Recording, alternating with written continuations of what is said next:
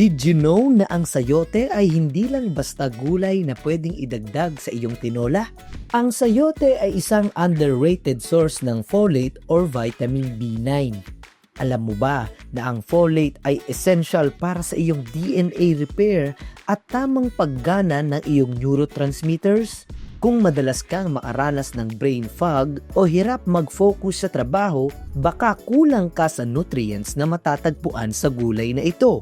Ayon sa nutrition studies, ang folate deficiency ay pangunahing sanhi ng pagiging makakalimutin sa matatanda. Ang ating Pinoy hack, huwag talupan ang balat ng sayote kung ito ay bata pa. Hugasan lang ng mabuti at igisa. Ang balat nito ay mayaman sa fiber at naglalaman ng ilang bitamina at antioxidants. Huwag isnabin ang mga simpleng gulay sa palengke dahil ito ang tunay na superfood para sa iyong brain health. Follow us for more daily health facts.